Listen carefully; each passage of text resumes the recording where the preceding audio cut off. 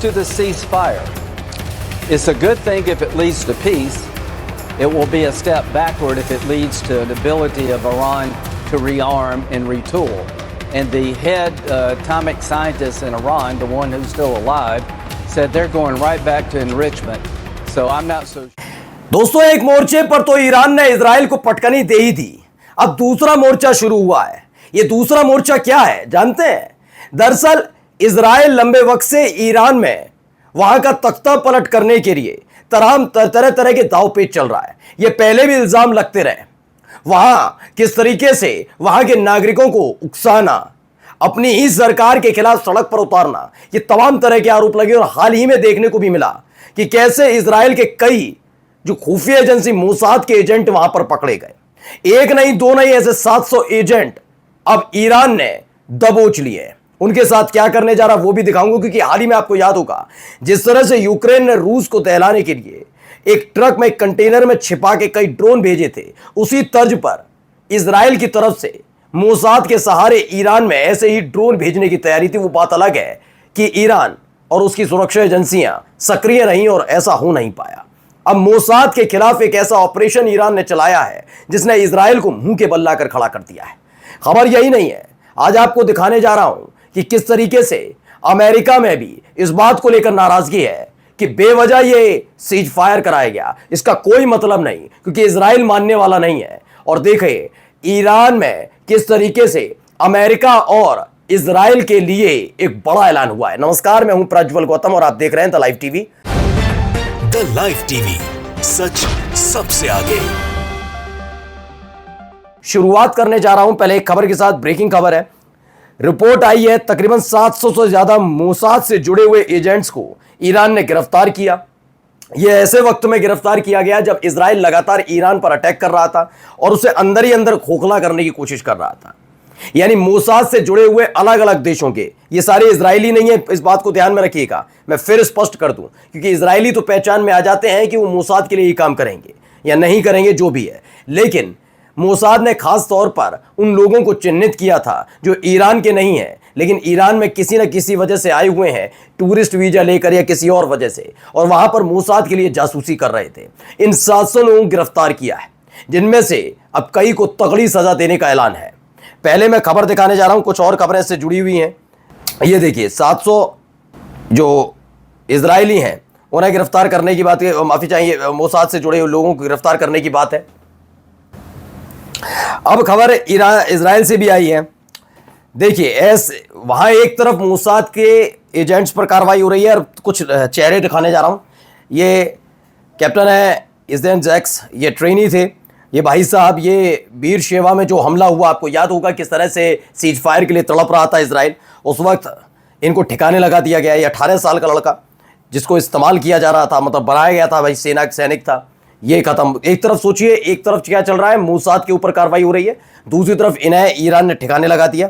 ये अलग अलग कई तस्वीरें हैं। पहले देखिए, ये दूसरी लड़की, ये है, this was Noa Bogeslavi who was dead in the Iranian attack today in Beer Sheva. ये इनकी भी मौत हुई। ये देखिए माइकल जैक्स है, एक नहीं दो नहीं कई चेहरे हैं। ये भी देखिए एक 21 साल का लेफ्टिनेंट मटन शाही, इसके भी बीर शेवा में जब हमला हुआ, गजा में, ये माफ़ी चाहेंगे, गजा में जब एक्शन हुआ, तो अलग अलग जगह इस तरीके से कई लोगों की मौत, इसमें इजरायलियों की मौत हुई है। देखिए ये 20 साल का लड़का स्टाफ सर्जेंट रोइनल बिन मोसे जो गजा में मार गिराया गया। ये हंसता मुस्कुराता चेहरा जो दिख रहा है। सोचिए गजा में क्या कुछ कर रहे थे, किसी से छिपा नहीं है। इजराइल क्या कर रहा था कि किसी से छिपा नहीं है। इन सब की तैनाती गजा में की गई। वहीं ये अलग अलग जगह ईरान से लड़ने के लिए लगाए गए, सबकी हालत क्या हुई अब समझिए। ये भी 19 साल का लड़का, ये भी सेना में था इजराइल की, इसकी मौत हो गई। ये 21 साल का सर्जेंट सहार मनूव, ये भी मारा गया, ये भी गजा में मारा गया। सर्जेंट माया बरूच, ये दरअसल 20 साल का लड़का। ये इन सब की मौत उसी हमले में हुई है जो सीज फायर वाले दिन ईरान ने इजराइल में किया था अटैक। उसके बाद एक के बाद एक इस तरीके से हमले हुए और इनको मार गिराया गया। अच्छा, खबर सिर्फ ये वर नहीं है, खबर इससे आगे की भी ये है। इजरायली रेजिम, इजराइल को बड़ा जबरदस्त झटका लगा ईरान से इस झगड़े में। डायरेक्ट मिसाइल से जिस तरीके से एक एक बिल्डिंग को निशाना बनाया गया, उससे भारी नुकसान हुआ है। अभी तक लोग कह रहे थे कि ईरान के टॉप कमांडर्स की मौत हो गई, उनमें से तो एक निकल कर भी सामने आ गया जिनको 13 जून को ही मरा हुआ बता दिया, कह दिया कि मार दिया इसराइल ने, फूंक दिया ईरान ने, ये तमाम चीज़ें। अब देखिए निकल कर एक एक कमांडर आ रहा है कि हमारी मौत नहीं हुई है। हम तो ये देखना चाह रहे थे कि कितना तमाशा तुम लोग इसराइल के लिए कर सकते हो, और सबके मुंह पर कालिख पुती है, खासतौर पर उनके जो ईरान को कमतर कर इसराइल की वाहवाही पहले दिन से कर रहे थे, लेकिन आखिर तक आते आते उनको भी मानना पड़ा, नहीं इसराइल कमजोर नहीं, बहुत नाकाबिल साबित हुआ है। अब देखिए 1.3 बिलियन डॉलर खर्च हो गए अब तक, इसके बर्बाद हो चुके हैं इसराइल के किस्से, ईरान के हमले की वजह से इनकी हालत खराब हुई है। अब आइए क्या हालत है, पहले ये देखिए, ये तस्वीरें भी निकल कर सामने आई, देखिए क्या हालत है। जो रिपोर्टिंग कर रहे हैं वो डरे हुए हैं, क्या हालत हो गई पूरे इसराइल की, तेल अवीव पूरी तरह से बर्बाद, जहां तक नजर जाती है वहां पर तबाह हो चुकी बिल्डिंग्स ही बिल्डिंग्स आपको नजर आएंगी, सब तरफ तबाही का मंजर नजर आता है। ये बचा है इसराइल के पास, तेल अवीव के पास। कुछ लोग पूछ रहे थे कि जब आखिरी वक्त में सीज फायर पर पहुंचा ईरान, जब पहुंचना ही था, तो ईरान ने तेल अवीव और तो और ये हाइफा और उसके बाद यरूशलेम पर हमला क्यों नहीं किया। मैंने तब भी बताया था कि ये तीनों तो पहले ही बर्बाद कर दिए थे 2 से 3 दिन के अंदर। अब ये था कि नए शहरों को बर्बाद करके सीज फायर में जाया जाए, और उसने देखिए तेल अवीव की हालत क्या कर दी। ये 3 से 4 दिन के भीतर ही तेल अवीव ऐसा ही हो गया था, वहां रहने खाने पीने के सबके वांदे हो गए थे, कुछ इस तरह के हालात वहां पर पैदा हुए। ये तस्वीरें भी निकल कर आई सामने। अब आइए एक और खबर निकल कर सामने आई, वो खबर दिखाता चल रहा हूं, पहले इनको सुनिए। As to the ceasefire, it's a good thing if it leads to peace. It will be a step backward if it leads to the ability of Iran to rearm and retool. And the head atomic scientist in Iran, the one who's still alive, said they're going right back to enrichment. So I'm not so sure we've solved the problem yet. तो इन्होंने कहा कि भाई जब scientist जिंदा हैं, तुम फालतू की बातें कर रहे थे कि हमने टॉप कमांडर मार दिए, हमने साइंटिस्ट मार गिराए, सारे तो जिंदा हैं। जब सारे जिंदा हैं तो क्या निकला, हमने हमला करा ही क्यों? ये तमाम चीज़ों से हमें मिल क्या गया? ये कोई और नहीं कह रहे, ये वहीं के हैं, अमेरिका के लिंडसे ग्राहम है। उन्होंने कहा क्या मिल गया हमें, यानी अपनी ही सरकार की आलोचना कर रहे हैं कि आपने ये सब करके क्या पाया। खुल्लम खुल्ला भी ये सवाल पूछा जा रहा। वहीं देखिए यरूशलेम पोस्ट की, स्टॉप एवरीथिंग, ट्रंप ने लताड़ लगाई है, raise voice at Netanyahu in tense call over calling off air strike.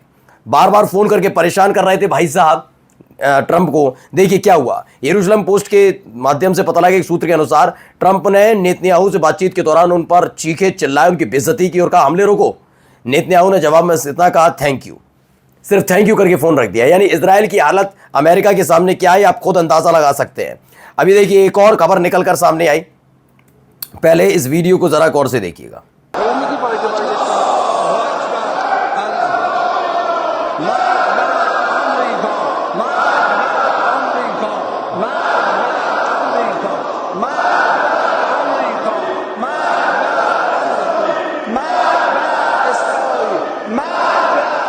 तो इसमें death to America, death to Israel. ये ईरान की पार्लियामेंट है, वहां पर इसको लेकर तमाम सांसद, चाहे वो विपक्षियों हैं सत्ता पक्षियों, सबने इसी बात की नारेबाजी की।